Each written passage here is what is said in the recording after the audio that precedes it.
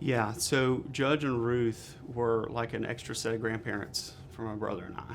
And Judge was best friends with my grandfather, Dr. Kirshenfeld, who was also his personal physician. And so growing up, even though Judge passed away when I was a teenager, I still remember stories and experiences and stories that were passed down through generations that were impactful. And I remember at the Judge Johnson Symposium here a few years ago, sitting around a lunch table discussing stories with law clerks. And it got emotional. I started to cry, and they started to cry because we were sharing stories, but he had this really tough outer shell.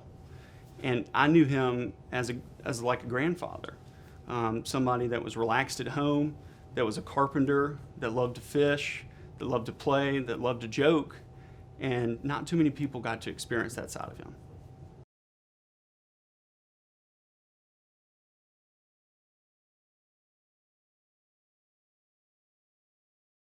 They were best friends, and I genuinely believe that they loved each other. They cared for each other. My grandfather was a Democrat, Judge Johnson being a Lincoln Republican. They disagreed, but they respected each other. They were for each other. They cared for one another. My grandfather saved his life when Judge was asked to be the head of the FBI. My grandfather did a routine physical and screening and found a grapefruit-sized aneurysm on his heart and immediately sent him to get it removed in Texas. Also, a cool story, Judge used to smoke cigarettes, home runs, the unfiltered kind, with his best friend, Pert Dodd. They would smoke all day. And my grandfather would show him pictures of his x-rays of his lungs and say, "You have to quit smoking. You have to quit smoking." And this is when everyone was smoking back then. And so Judge did, and he converted over to tobacco, chewing tobacco. So he would chew Levi Garrett. And I remember as a kid going over to his house, and in his left back pocket, he would have a pouch of Levi Garrett, and he would mow the grass, and he would make furniture that he gave to my brother and I when we were born, and our family. He was really passionate about carpentry. But yeah, so he would chew tobacco. He had even a brass spittoon here in the courtroom that he moved into his home, and my grandparents actually bought a brass spittoon and kept it at their house, so when he came over, he could use that as well. So those type of stories that I'll never forget. In this world of social media, we're more connected with one another, but we're more disconnected with one another. And my grandfather was born in Poland, in Radomsko, Poland. So as a Jewish immigrant, he immigrated with his family to New York. He went to medical school and then served in the war. And when he came here to become a physician, in a lot of ways, he was kind of exiled in society here. And Judge Johnson was born in Winston County, the Free State of Winston. In essence, the soil in Winston County is very rocky. A lot of rocks there. And so Judge, deep down inside, was always against the grain. And the slave ratio in Winston County was the lowest in the entire state. That's why the Winston County decided to side with the Union during the Civil War, because of the soil, because cotton wasn't prevalent there. And so you fast forward in 1955, when Eisenhower was president, you look around, there weren't too many Republican judges in the state. It was unheard of. It was kind of against the grain. So in a way, my grandfather and Judge, when they became friends and really close, genuine, loving friends, in their own way, they were making differences in the world in a positive way, but they were also outsiders here in Montgomery. They were outsiders together. And you will hear many, many stories of Judge going fishing. That was his oasis. He loved to fish. And the sad reality is he wasn't really ingrained in this community in Montgomery, a community that I love so much. When he was outside of the courtroom, he would find solace and sanctuary in a fishing boat in the middle of the water. He would go to the beach, to Panama City Beach with my family, my mother and her siblings and my grandparents. And my grandfather and Judge would fish and fish and fish, and they would go to the lake and they would fish and fish and fish. And at noon, he would bring out a little George Dickel whiskey and salute the Constitution. That was kind of a thing that he did. But, Judge had a saying, being a tough judge is a hard living. And so he had a choice to make. He was going to do what was right at the sacrifice of being kind of included in what was going on at the time, or he was going to stand for justice and integrity, and he would have to live with those consequences. And so they were in the boat together. They relied on each other emotionally. Judge and Ruth didn't really have a big family. They had a family, but, grandkids wasn't in the picture for them, so we were their grandkids. We celebrated holidays together. They treated us like their grandchildren.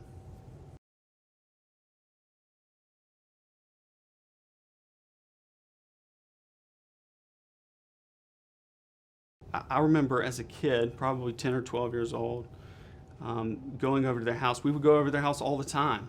They lived down the street from my grandparents, so that was just a stop along the way. I remember the first time I asked my parents, why a car was parked in front of their house at all times. And they had to explain to me that it was security. And explaining why somebody has to have security 24/7 to a 10-year-old is complicated because people wanted to kill him. And so reconciling that as a young boy and being in his personal bubble without knowing Judge's enormous impact on the world, I am truly blessed to be able to experience that side of him. And as I get older, learn about the other side that will be documented forever. And so that's one thing that I remember clearly is having the conversation of why the security was there. I remember holding and playing with his Presidential Medal of Honor. I don't believe he was well enough to go to the ceremony, but I remember it being in the house in the early 90s. I remember going over to his house, and the spittoon would be next to his chair, and I would sit on his lap and play with that. And they always had dogs around the house. Early on, before I was born, they had Great Danes, but then they had Schnauzers, later on in life. So I remember, playing with their dog. I remember going into his workshop in the backyard where he did carpentry. He made a wonderful set of drawers for myself when I was born, and he dedicated that to me with a plaque on the back of that piece of furniture that's in our bedroom today. He made a rocking chair, beautiful rocking chair, either for my brother or for myself, one of us. But for us, he made a hand hewn baseball bat for my brother when he was born. And so he did that with his spare time. Also, I mind you, alone in solitude in his shop chewing his Levi Garrett. And there's a funny story that Ruth would tell. And Ruth was a firecracker. She was kind of the Energizer bunny that kept things lively and going. And the stories that she told were incredible. But she told, I think I remember as a kid one time vaguely, because she passed away when I was in college. So there was a little bit more time with Ruth. But when President Carter called the house, she answered it in the kitchen phone. They had one of those long cords on the telephone back then, right? And it was President Carter, and Judge was mowing the grass in the backyard, chewing tobacco, of course. And he would always wear suspenders and blue jeans, or not always, but sometimes. I remember that, and a plaid shirt underneath. And Ruth said, Frank, it's the president. He's on the telephone. So George calmly walked in to the kitchen and he answered the phone. He said, yes, sir, Mr. President. And that's when President Carter asked him to be FBI director. And he told him he would think about it. And that's when the routine physical, aneurysm, and all of those health issues were after that. Going back to the relationship between my grandfather and Judge, my grandfather sent him to Houston, Texas, I believe, Texas at Baylor, and there was a world-renowned surgeon that did the surgery there. My grandfather wasn't involved in the surgery, but he was going out there to check on him. So he flew out there. They put him up in an apartment of some kind, and the next morning, the morning of the surgery, Judge had called his room, my grandfather's room, and said, quick, Dr. Kirshenfeld, surgery's at 10 a.m. and you've got to be prepped at 9:30. We need you in the operating room. And this is kind of early in the morning, and he's like, whoa, whoa, whoa. And it was a prank. Judge was pranking my grandfather the day of his surgery to fix the aneurysm on his heart. I remember at the lake, my grandparents had a small lake cabin, Lake Martin, and Judge loved going to the lake. He loved fishing, obviously, but they loved being with each other. My grandfather and Judge loved each other's presence. And I just remember them, playing pranks on each other and having a good time and fishing, and just a joyous thing just to be in Judge's presence. He was just a sweet, sweet, kind man, and I did not experience the tough shell that the world recognizes him.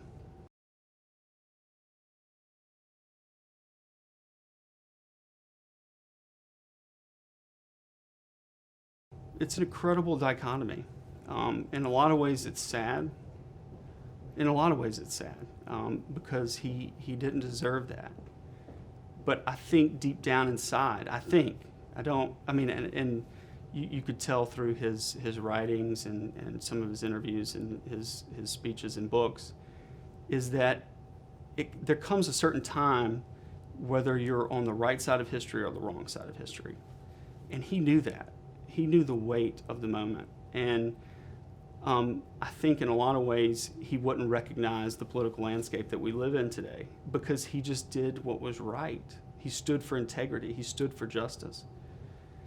And it came at a cost. It came at an enormous cost. But he knew that that's what he had to do, and that's what he stood for. And it's always been inspirational for me. It's one of the reasons why I got into public service was because of my grandfather and Judge. And I just saw them be a servant leader and give back to this community and to the world in ways that I wanted to do just a small piece of that. But they were both incredibly inspirational for me, and still are, and will continue to be, especially as I research and learn more about Judge during working hours than at home. And I'm just so fortunate and blessed to be able to get to know the man at home first and his legacy as I get older.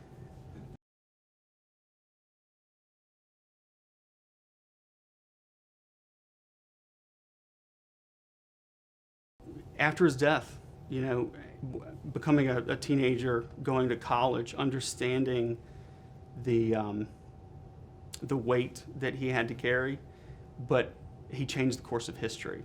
And unpacking that one step at a time has been an incredible journey for me. But it really kind of started in college, and it hasn't slowed down. I love interacting with law clerks or other people that have stories, just any kind of stories, because that's what we all are. We're just a collection of stories, and his stories need to be shared, and they need to be liberated, and they are. And his legacy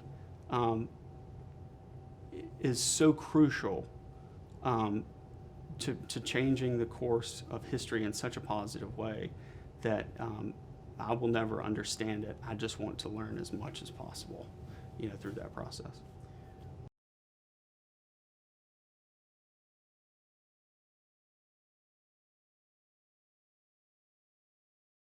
First of all, to be selected and placed on the Middle District bench as a mid 30-year-old, which I am currently, that's a really the heavy thing to think about. Just the ramifications of it.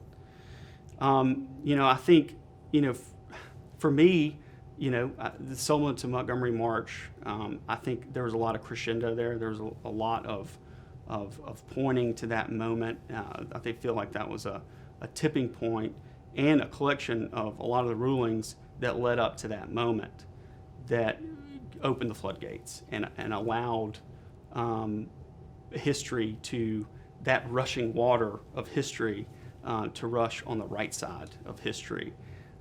So yeah, I would think that the 65 rulings.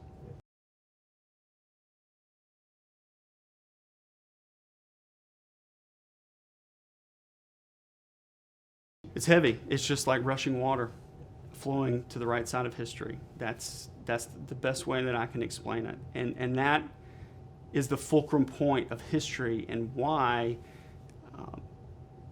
this place, Montgomery, is so special in so many different ways.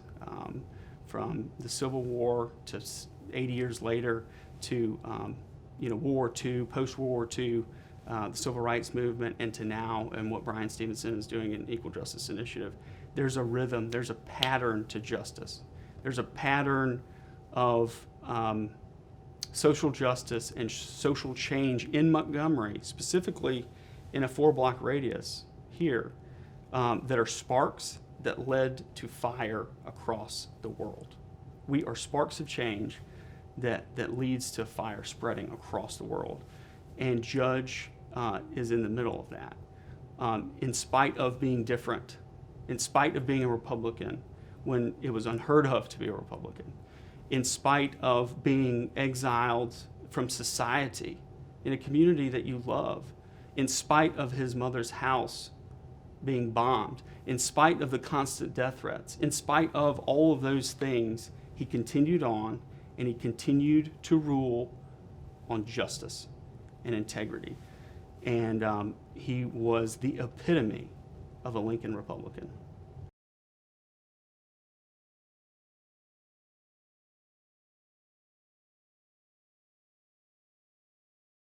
I believe he loved me, and I loved him. And seeing the friendship between my grandfather and him and their friendship and loving one another is something I will carry with me forever. And he had a lot of love to give, and people just didn't know or experience him at home or when he was relaxed or when he was off the clock, if you will, or out of the courtroom. He was a warm person. I think publicly you would say he was cold. He was matter of fact, and he was. And I think he felt like he had to be. He always said being a tough judge is a hard living, but he actually loved doing it. That was his passion. That was his purpose. And so what I can do is hopefully share stories and continue on his legacy and sharing those stories that impact other people. Because yes, his rulings in the courtroom changed the course of history, but he was an amazing man. And Ruth was an amazing woman, and they had an amazing marriage. I remember, this is an anecdotal story, but I remember I was probably 15 at the time. Web TV was the internet in your TV. You didn't even have to have a computer, it was web TV. And we bought a web TV and we took it to Ruth's house, and I taught her how to use the internet for the first time. And she loved it. She loved it. She was a librarian, and she loved to read, and she in a lot of ways was the rock that and the glue that helped bring their marriage and their family together. And so many people loved Ruth and Frank. They just didn't have a big immediate family tree.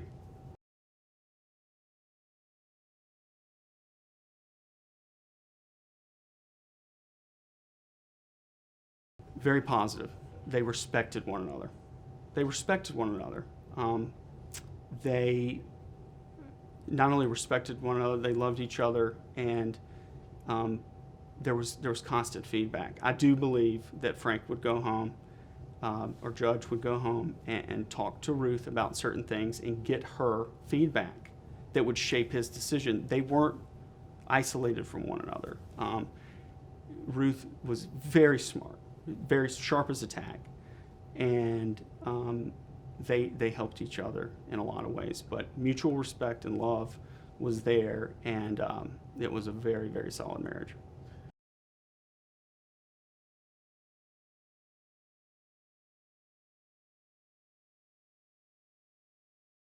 I don't think so. That's not to discredit him as a person or as a judge, but I think that to be a transformational leader and a servant leader to the magnitude that Judge was and what he stood for to change history, you can't do it, in my opinion, without the strong marriage and the strength of Ruth as a wife at home. I don't think that would be possible.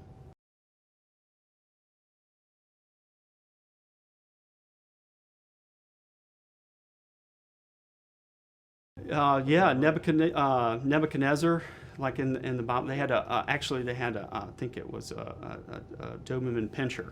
I don't know if they went that route because of safety reasons, but they called him Neb. And then they had, this was before I was born, but they had 2 Great Danes at one time. I can't remember their names off the top of my head.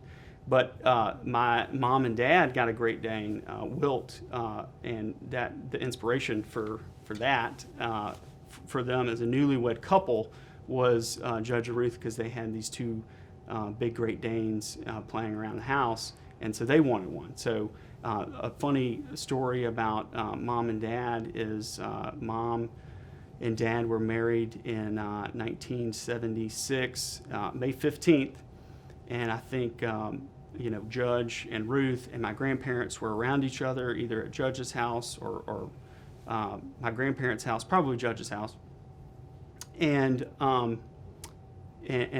they were talking about the wedding day, deciding the wedding day, and my mom was trying to decide what day to get married on, and so Judge whipped out the Farmer's Almanac and looked at the weather patterns and chose May 15th.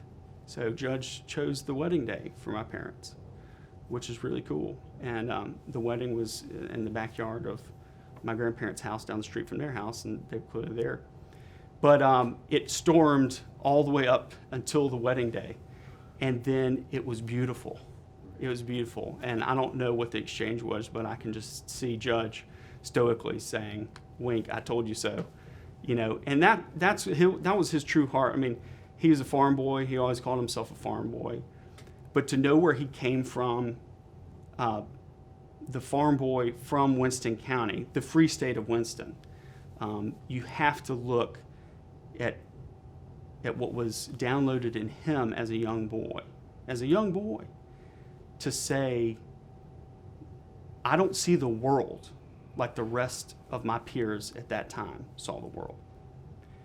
And what if someone else was appointed to this courtroom, to the Middle District, that didn't have what he had inside of him, being born on a pile of rocks in Winston County, Alabama.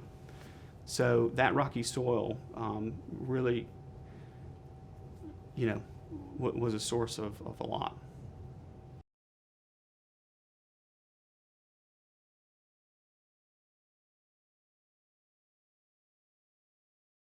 So I think,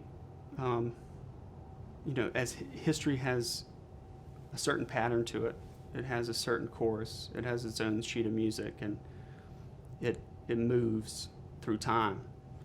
And we're entering into a time, and we are currently in a time that is just as heavy and is just as crucial as the time that he was ruling in these type of cases.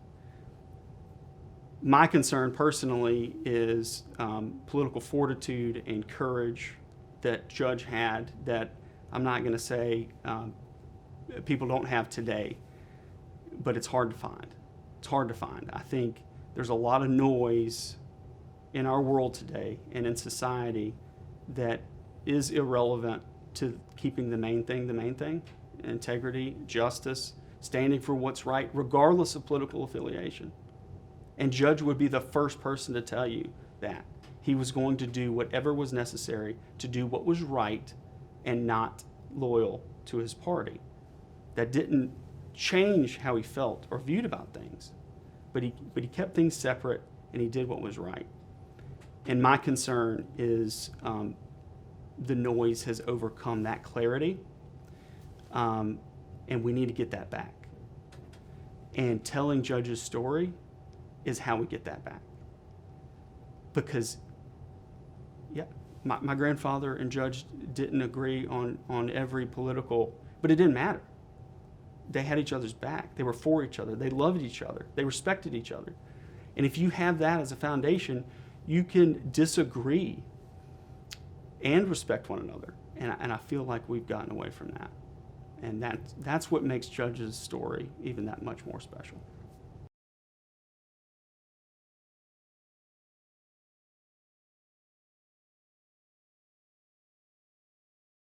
Yes, I think that's absolutely what's missing. I think we're more connected than ever.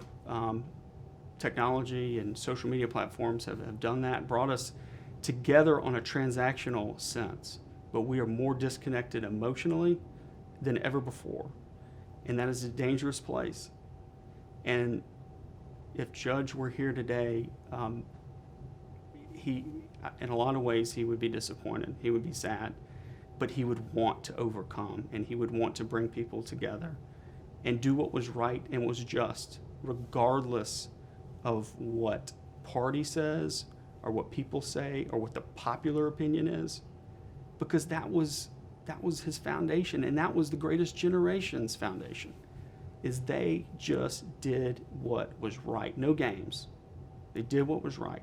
They called it like it was, and they shot straight.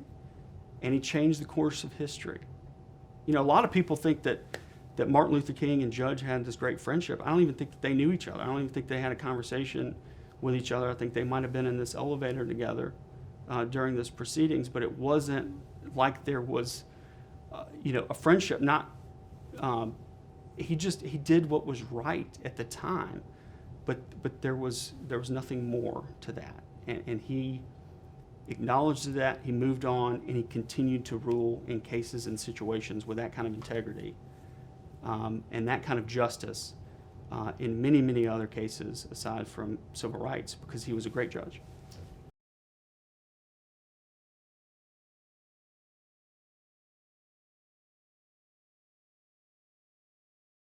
That I can't speak much to. I do believe he was a man of faith. I really do. I do believe he grew up a man of faith. I think it was tested, and I would hope that he never left that. But I do remember stories of him teaching not Bible study. I do remember stories of him teaching Bible classes, Sunday school, and throughout this journey, not being invited back to do that, and a lot of those church members turning their back on him.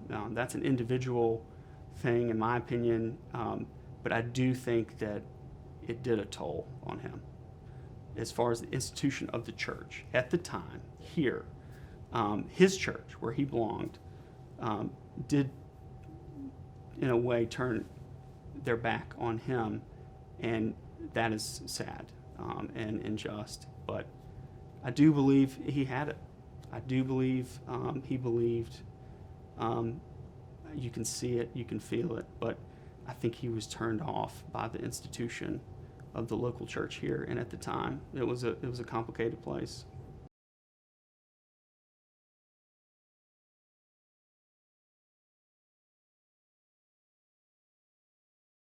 Yeah, I think it was there. It goes back to Winston County, the pile of rocks. His father was a man of integrity that I can tell from readings or stories, and he grew up in a very foundational home that I think translates in a lot of the rulings in this courtroom. But it goes back to kind of where we are today. It goes back to that emotional connection to family, to our friends, to our neighborhoods. And so those concentric circles in Judge's life, yes, I do believe we were part of his family. As a matter of fact, on February 7th, the night of February 7th, 1967, across the street here, was the Dales Penthouse fire. And my grandfather, Dr. Kirshenfeld, and my grandmother, Helen, were there having dinner with some fellow board members of the ballet, local ballet. And a fire broke out in the coat room, in the cloakroom. And it engulfed the whole floor, the top floor. And 26 people died. And my grandfather busted out the window with a chair and led a few people to the ledge. And it was a very cold night, February 7th. The next day was my grandfather's birthday. And the fire trucks came, but the ladders were not tall enough to reach the top. So more people perished. That night, my mother was babysitting her younger two siblings, and Judge and Ruth came over that night, knowing what was happening, and said, "Pack your things. We're going to take care of you." And my grandparents survived that night. The next day was my grandfather's birthday. But those type of events, that was a historical event, but it showed the love and the care and the resolve of Judge and Ruth to step up and possibly take care of the kids for the rest of their life.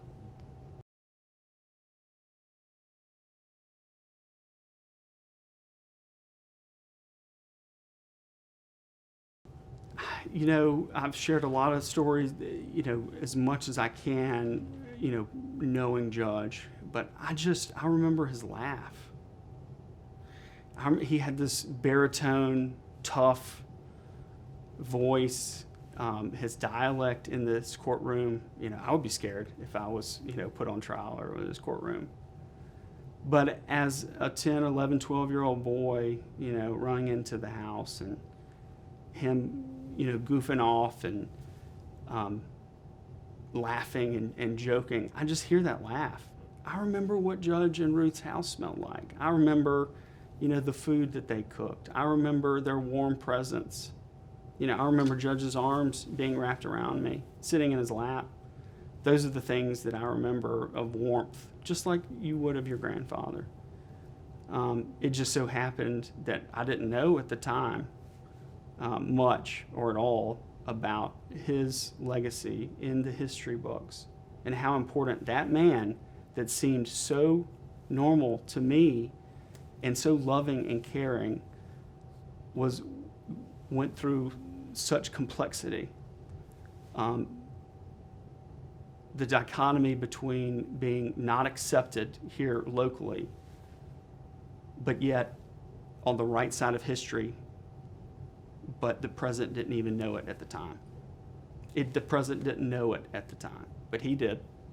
And a lot of people on the front lines, Rosa Parks, Martin Luther King, all of those leaders, the civil rights leaders, they knew that they were on the right side of history, but they had to walk through the fire to let the floodgates of the future break open.